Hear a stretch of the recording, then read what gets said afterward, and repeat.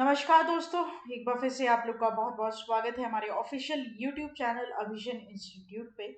मैं हूँ आप लोगों के साथ उर्वशी सिंघी। और दोस्तों, आज जिस टॉपिक पर हम लोग यहाँ पर डिस्कशन लेने जा रहे हैं, बेसिकली वो एक रिपोर्ट रिलीज की गई है नीति आयोग के द्वारा। ठीक है, जहाँ पर उन्होंने बात की है कि वो डिजिटल बैंक्स को अब इंट्रोड्यूस करने वाले हैं हमारी कंट्री में। बहुत इंपॉर्टेंट है। ठीक है, अभी फिलहाल सिर्फ एक आर्टिकल और या फिर आप बोल सकते हो एक टैम्पलेट ही रिलीज किया गया है नीति आयोग के द्वारा। ठीक है, तो जितना टैम्पलेट में हमें मिल सका कि हम क्या आपको यहाँ पर कन्वे कर सकते हैं, वो सारी पॉइंट हमने यहाँ पर नोट डाउन किए हैं, क्योंकि ये आपके एग्जाम से रिलेटेड रहता है। उससे ज़्यादा ये दोस्तों आपके नॉलेज के लिए बहुत अच्छा रहेगा, राइट। ताकि आपको पता चल सके कि हमारी जो बैंक है या बैंकिंग स्ट्रक्चर है इंडिया की, उसमें क्या चेंजेस आने वाले हैं। ठीक है, तो पूरी बात हम यहाँ पे करेंगे। उससे पहले दोस्तों मैं आपको बताऊं कि ऐसा हो क्यों रहा है, आखिर ऐसी क्या बात है। तो आपको ध्यान होगा, इस साल जो बजट हमारे यहाँ पर पास हुआ था इंडिया में, वहां पर गवर्नमेंट ने बात बोली थी कि वो 75 डिजिटल बैंकिंग यूनिट्स को खोलेगी इंडिया में। ठीक है, मेरी बात को गौर से सुनिएगा। जो बजट यहाँ पर आया था, ठीक है, जो बजट 2022 यहाँ पर था दोस्तों, उसमें गवर्नमेंट ने ये बोला था कि वो 75, क्योंकि 75 क्यों, आज़ादी का Amrit Mahotsav, 75 years of independence, right. तो 75 डिजिटल बैंकिंग, सुनिएगा मेरी बात गौर से। जो बैंकिंग थी, डिजिटल बैंकिंग यूनिट्स यहाँ पर क्या होगी, ओपन होगी पूरे ऑल ओवर इंडिया में, है ना। तो ये डिजिटल बैंकिंग यूनिट होता क्या है बेसिकली, आपने नियो बैंकिंग के बारे में सुना होगा, मैंने आप लोग को पढ़ाया था। नियो बैंकिंग होता है ऐसा बैंक जो कि पूरी तरीके से डिजिटल होता है। उसकी कोई भी ऑफलाइन ब्रांच आपको नहीं दिखेगी, उसे हम बोलते हैं नियो बैंकिंग। तो जैसे कि डीबीएस बैंक है दोस्तों, डीबीएस बैंक है ना, जो कि सिंगापुर का बैंक है, वो पूरी तरीके से क्या है दोस्तों, डिजिटल बैंक है। मतलब उसकी कोई भी जो ब्रांच है वो आपको ऑफलाइन नहीं मिलेगी। उसी तरीके से यहाँ पर नीति आयोग बोलता है कि अब हम लोग हमारी कंट्री को डिजिटल बैंक से इंट्रोड्यूस करवाने जा रहे हैं। ठीक है, बेसिकली ये। लेकिन एक बात आप ध्यान रखना दोस्तों, डिजिटल बैंकिंग यूनिट और बैंकिंग, डिजिटल बैंकिंग, इन दोनों में बहुत डिफरेंस होता है। ये दोनों वर्ड जो है, डिजिटल बैंकिंग यूनिट और डिजिटल बैंकिंग, इनमें फर्क है, इनमें बहुत फर्क है। ये हम जानेंगे। एंड तक इस वीडियो को जरूर देखिएगा, ये आपके एग्जाम के लिए मच रेलिवेंट रहेगा। अगर आप लोग नए हमारे चैनल पर आए हैं दोस्तों, चैनल को तुरंत ही सब्सक्राइब कर लीजिए। साथ ही साथ ये वीडियोस को अपने दोस्तों के साथ या फिर अपने रिलेटिव्स के साथ, जो भी एग्जाम एस्पिरेंट्स है, जो भी कॉम्पिटेटिव एग्जाम देते हैं या फिर गवर्नमेंट एग्जाम्स के लिए अप्रोच रखते हैं दोस्तों, उनके लिए वीडियोस बहुत फायदेमंद होंगे। आप लोग हमारा टेलीग्राम चैनल भी ज्वाइन कर सकते हैं, ताकि आपको ऐसी वीडियोस की लिंक और पीडीएफ, साथ ही साथ करंट अफेयर्स की लिंक और पीडीएफ सबसे पहले वहां पर मिल जाए। ठीक है, तो बने रहिए, हम लोग इसके बारे में पूरी बात करते हैं। चलते बात करते हैं दोस्तों। तो देखिए, सिंपल बात मैं आपको बताऊं, देखो सिंपल बात अगर मैं आप लोग को यहाँ पर बताऊं, तो बेसिकली नीति आयोग ने ये रिलीज की। ठीक है, नीति आयोग ने क्या करी, ये रिपोर्ट यहाँ पर रिलीज की। सबसे पहली बात तो आपको ये जाननी होगी यहाँ पर।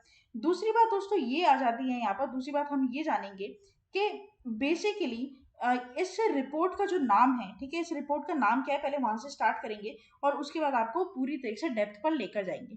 तो जुलाई 20, मेरी बात गौर से सुनिएगा, जुलाई 20 2022 की बात है। ठीक है, नीति आयोग ने ये रिपोर्ट यहाँ पर रिलीज करी। ठीक है, नीति आयोग को दोस्तों थिंक टैंक भी बोला जाता है। ठीक है, think tank, think tank for the government, right. तो ये भी आप ध्यान रखना।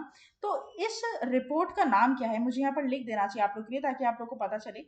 अ प्रपोजल, मेरी बात को गौर से सुनिएगा यहाँ पर, a proposal for digital banks in India. ठीक है, licensing licensing and regulatory regime. ठीक है, तो ये दोस्तों इस पूरी रिपोर्ट का नाम है। ठीक है, जो आपको ध्यान रखना है, बैक ऑफ द हेड रखो, अनकॉन्शियस माइंड में रखो रखो, नाम याद रखो। ठीक है, क्योंकि क्या होता है ना कि यही हमारा बेस बनाता है। हमारी जो यहाँ पर वीडियोस आपको मिलेंगे, उनका मेन मकसद ये रहेगा कि टॉपिक स्टार्ट करने से पहले आपका बेस क्रिएट किया जाए, ताकि आपको चीज़ें समझ में आए। ठीक है, अब देखिए यहाँ पर एक लाइन लिखी हुई है, government think tank NITI Aayog on Wednesday releases its report on digital banks, offering a template and roadmap for licensing and regulatory regime for India। ठीक है, तो यहाँ पर बात क्या है, बात ये है कि नीति आयोग ने एक रिपोर्ट रिलीज करी, ठीक है। बेसिकली उन्होंने रिलीज किया एक टैम्पलेट। टैम्पलेट क्या होता है, जिसमें सारी चीजें बहुत ज्यादा डिस्क्रिप्टिव वे में नहीं रहती, सिर्फ कुछ हेडिंग्स रहती है, तो उन्होंने वो रिलीज करी। और यहाँ पर वो बोलते हैं कि हमारा अब टाइम आ गया है कि हम हमारी कंट्री को, हम हमारी इंडिया को क्या करें दोस्तों, डिजिटल बैंक से अब इंट्रोड्यूस करवाएं, ठीक है। उसके लिए हमने कुछ रोड मैप्स बनाए, कुछ ऐसी कंडीशंस रखी हैं। साथ ही साथ वही बैंक डिजिटल बैंक बन सकते हैं जिनको लाइसेंस मिलेगा। और यहाँ पर कौन अथॉरिटी, मतलब कौन मॉनिटरिंग बॉडी बनेगा इन डिजिटल बैंक्स के ऊपर जो लाइसेंस प्रोवाइड करेगा, उसकी बात भी अभी तक पूरी तरीके से क्लियर नहीं की गई है। लेकिन एक अनुमान लगाया जा रहा है दोस्तों, यहाँ पर पूरी बात पढ़कर, पूरा वो टेम्पलेट पढ़कर, कि यहाँ पर डिजिटल बैंक्स का भी जो मॉनिटरिंग अथॉरिटी रहेगी, जो सुपरवाइजरी अथॉरिटी रहेगी, वो आरबीआई ही रहेगी। क्योंकि हम जानते हैं कि RBI central bank of India है, अपेक्स बैंक है, तो डेफिनेटली डिजिटल बैंक्स को लाइसेंस देना या फिर उसको मॉनिटर करना भी आरबीआई के जिम्मे ही यहाँ पर लेटर ऑन आएगा, ठीक है। अभी तक पूरी तरीके से ये बताया नहीं गया है कि कौन यहाँ पर मॉनिटरिंग अथॉरिटी बनेगा, बट चांसेस है 90% कि आरबीआई ही बनेगा, ठीक है। तो ये ध्यान रखिएगा, ये ऐसा उस आर्टिकल में यहाँ पर लिखा था। अब दोस्तों क्या होता है, बेसिकली आपने कभी एसबीआई का योनो ऐप अगर यूज किया है या फिर कोटक महिंद्रा का 811 ऐप अगर यूज किया है, तो आपको ये चीज का एक्सपीरियंस जरूर हो गया होगा कि आप उस ऐप के थ्रू सारी डिजिटल एक्टिविटीज कर सकते हो, है ना। तो वो अपने आप में कहीं ना कहीं डिजिटल बैंक है, जो एसबीआई का योनो ऐप है या फिर कोटक महिंद्रा का 811 ऐप है।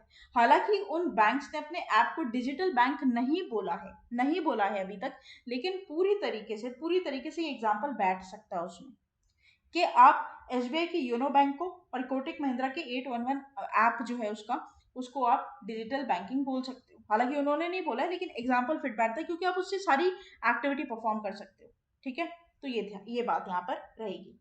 अब दोस्तों यहाँ पर क्या रिकमेंडेशंस दी गई हैं नीति आयोग के द्वारा कि आप जब डिजिटल बैंक इंडिया में खोलोगे तो क्या रिकमेंडेशंस उसने यहाँ पर दी है रिपोर्ट में, ये बात हम करेंगे, बिल्कुल आराम से पढ़ेंगे, क्योंकि ये थोड़ी सी पेचीदा चीजें हैं दोस्तों, थोड़ी सी है ना टेक्निकल है। तो मेरा यहाँ पर यही कोशिश रहेगी कि मैं एकदम ईजी और सिंपल फॉर्म में तुम्हें बताऊं। तो मोटिव तुम्हें समझ में आ गया, रिपोर्ट का मोटिव यह है कि डिजिटल बैंकिंग करनी है इंडिया में। अब कैसे करनी है, मॉनिटरिंग अथॉरिटी कौन होगी, पूरी तरीके से अभी उन्हें भी क्लियर नहीं है, क्योंकि उन्होंने सिर्फ टेम्पलेट पेश किया अपने आगे, ठीक है। जो एक आर्टिकल रिलीज किया है या फिर रिपोर्ट रिलीज की, वो सिर्फ एक टेम्पलेट है, वो पूरी डिस्क्राइब्ड नहीं है। एक बात ध्यान रखिएगा, कुछ चीजें हैं जो उन्होंने बता दी कि हम एज इट इज जो हम बोले हैं वही करेंगे, वो बात मैंने यहाँ पर आप लोग के सामने रख दी है, और हम आगे चलेंगे वीडियो में। लेकिन एक बात आप यहाँ पर ध्यान रखेंगे, ये टेम्पलेट है, ठीक है। अब बात करते देखिए, the report recommendations of the following steps. क्या रिकमेंडेशन या फिर यहाँ पर प्रपोजिशंस यहाँ पर दिए गए हैं। Number 1, issue of restricted digital bank licence to a given applicant. यहीं पर ही रुक जाते हैं और बात करते हैं दोस्तों रेस्ट्रिक्टेड डिजिटल बैंक की, है ना।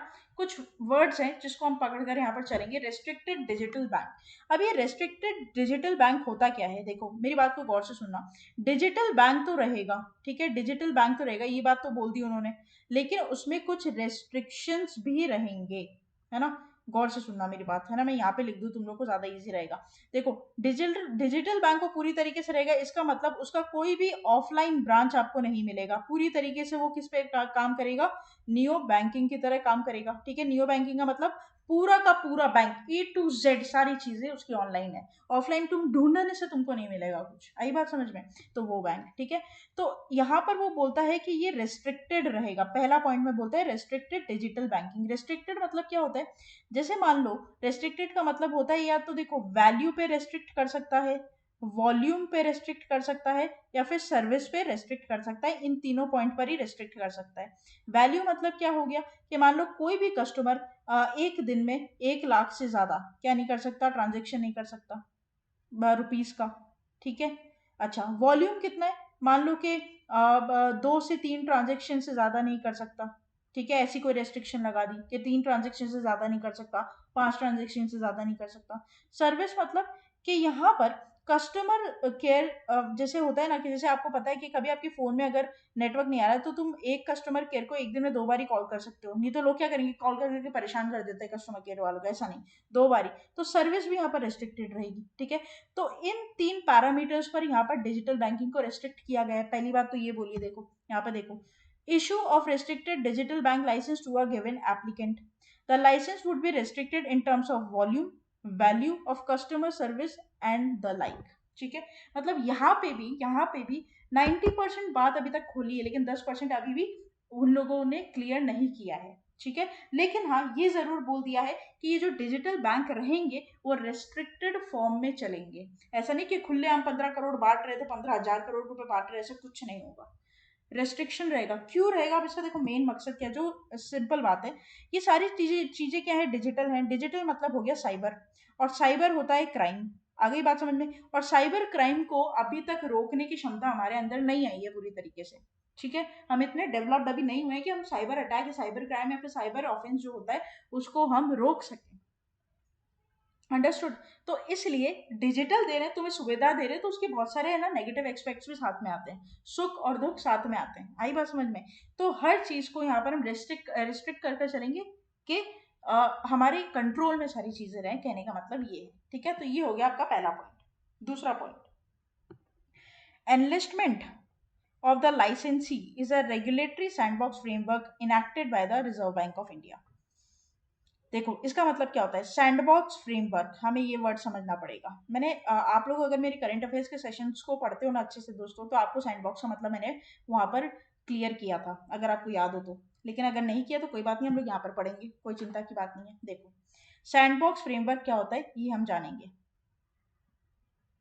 सैंडबॉक्स फ्रेमवर्क का मतलब ये होता है, देखो basically reserve bank of India ने क्या बोला है, रिजर्व बैंक ऑफ इंडिया ने ये बोला है कि आजकल हमारे जो देश में काफी फिनटेक कंपनीज आ गई है। फिनटेक कंपनीज बोले तो क्या हो गया, फिनटेक कंपनी मान लेते यूपीआई, ठीक है, भीम, है ना, और क्या आ गया भैया तुम्हारा, ये जीपे, गूगल पे, है ना, ये सारी चीजें, मतलब पेटीएम हो गया, मतलब बहुत सारी जो भी मतलब ऑनलाइन चीजें हैं, ठीक है, यूपीआई बेस पे चलती है जो फिनटेक कंपनीज, बहुत सारी आ गई, ठीक है? अब जैसे मानो कि होता क्या है, सैंडबॉक्स फ्रेमवर्क एक तरीके का मतलब टेस्टिंग डिवाइस रहती है या फिर टेस्टिंग फ्रेमवर्क रहता है, जहां पर रिजर्व बैंक ऑफ इंडिया के द्वारा बनाया गया रहता है।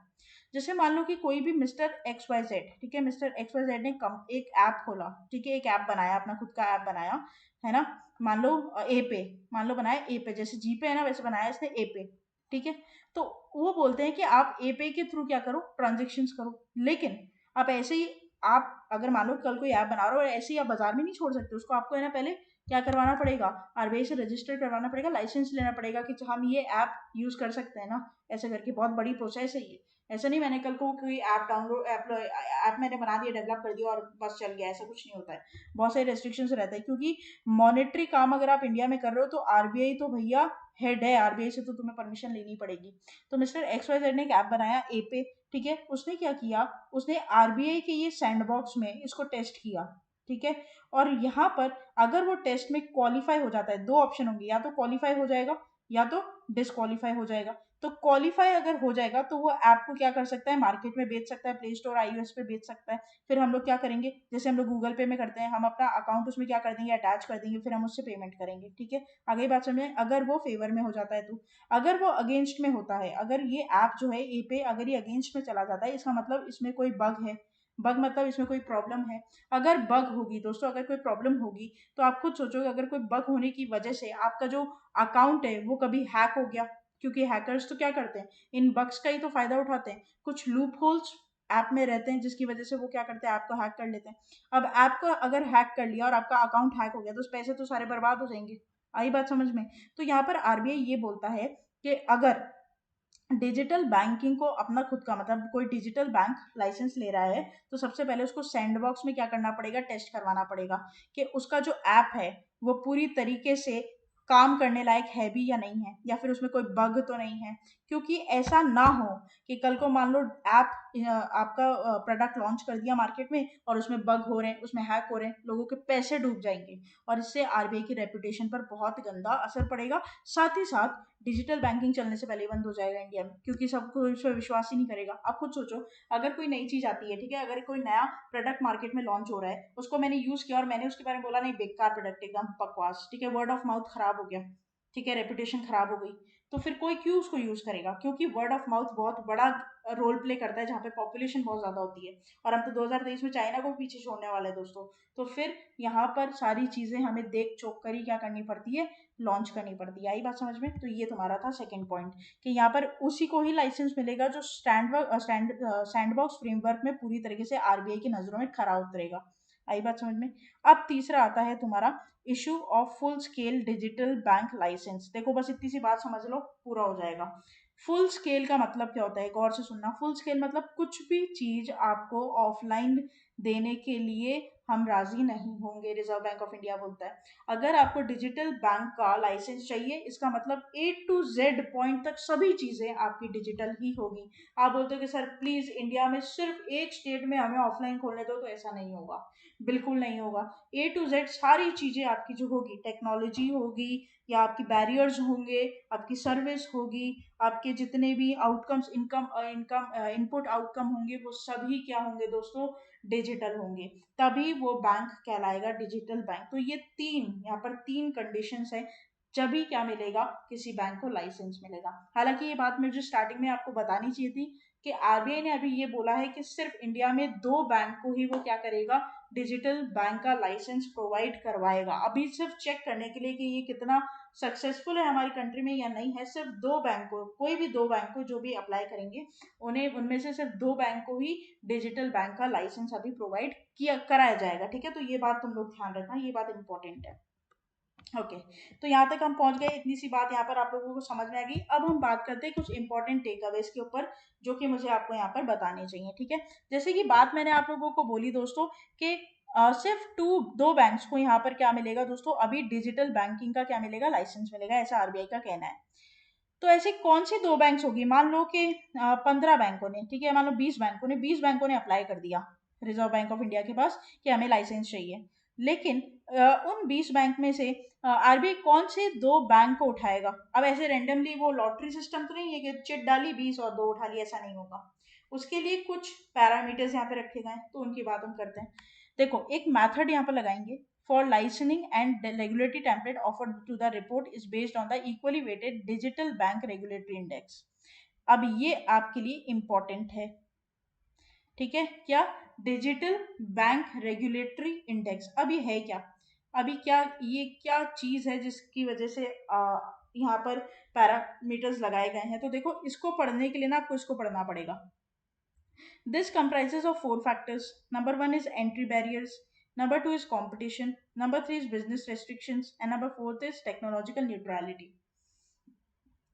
गौर से सुनना, एक एक करके हम समझेंगे। सबसे पहले एंट्री बैरियर, ठीक है। एंट्री बैरियर मतलब आपको एंट्री चाहिए, मतलब आपको लाइसेंस चाहिए, तो आपको एंट्री चाहिए, मतलब एंट्री के लिए आपको लाइसेंस चाहिए। तो एंट्री में जो बैरियर्स हैं उसको तुम लोगों ने पूरी तरीके से हटा दिया हो। बैरियर क्या क्या हो सकता है दोस्तों? एक तो तुम्हारी मांग हो कि हम ऑफलाइन खोले, तो वो नहीं होनी चाहिए, ठीक है। दूसरा दूसरा क्या था?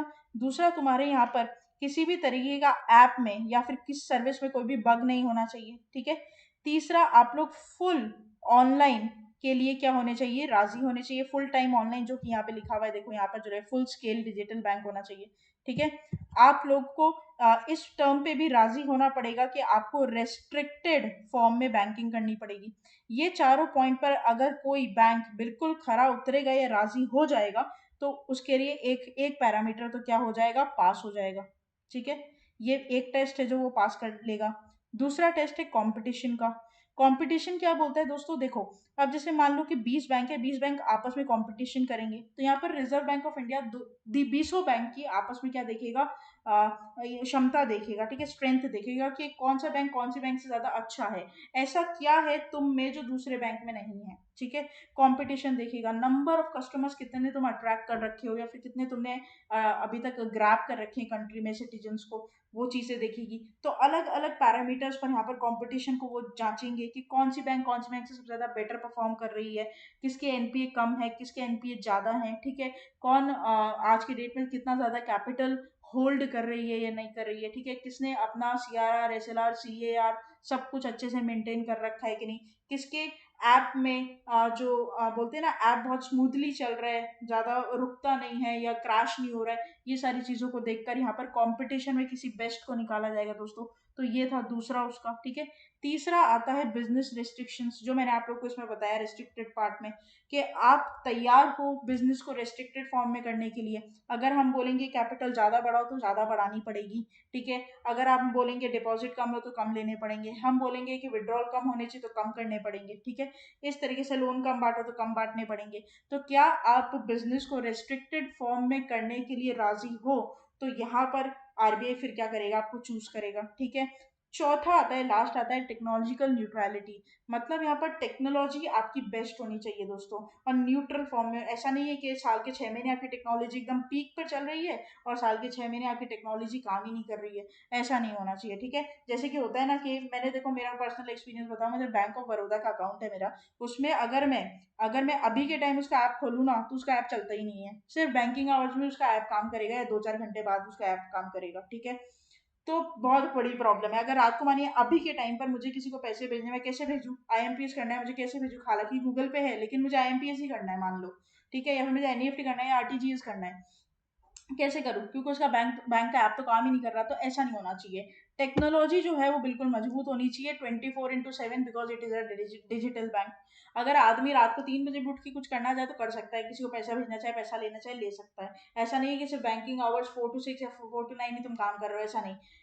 डिजिटल बैंक बोले तो 24/7 आपका काम होना चाहिए दोस्तों, राइट। तो ये टेक्नोलॉजिकल न्यूट्रलिटी यहाँ पर चाहिए। तो ये 4 फैक्टर्स हैं, ठीक है। जो 4 फैक्टर्स हैं यहाँ पर जो मैंने आप लोग को बताया, entry barrier, competition, business restriction and technology neutrality, यही बनाता है डिजिटल बैंक रेगुलेटरी इंडेक्स, ठीक है। ये जो डिजिटल बैंक रेगुलेटरी इंडेक्स है ये और कुछ नहीं है बल्कि ये 4 फैक्टर्स है।